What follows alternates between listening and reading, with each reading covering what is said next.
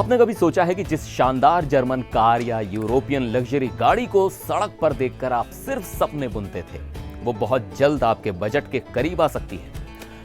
क्या भारत में Mercedes, BMW और ऑडी जैसी गाड़ियों के दाम आधे होने वाले हैं? जी हां, ये कोई अफवाह नहीं बल्कि एक बहुत बड़ी खबर है जो दिल्ली के पावर गलियारों से निकल कर आ रही है।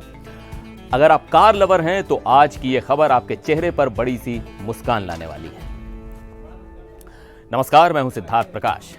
आज हम बात कर रहे हैं उस डील की जिसे व्यापार की दुनिया में मदर ऑफ ऑल डील्स यानी सभी समझौतों की जननी कहा जा रहा है।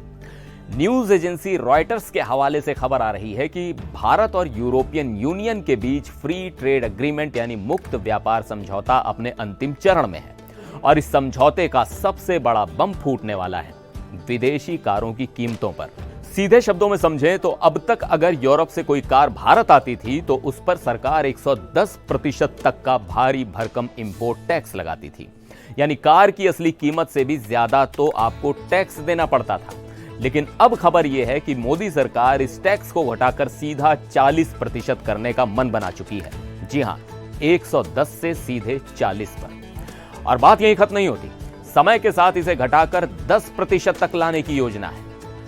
अब सवाल उठता है कि अगर विदेशी गाड़ियां सस्ती हो गई तो हमारी टाटा और महिंद्रा जैसी देसी कंपनियों का क्या होगा? सरकार ने इसका भी पूरा ध्यान रखा है। इस डील में इलेक्ट्रिक गाड़ियों यानी ईवीज को अभी इंपोर्ट ड्यूटी में छूट नहीं दी जाएगी। अगले 5 साल तक विदेशी इलेक्ट्रिक कारों पर टैक्स कम नहीं होगा।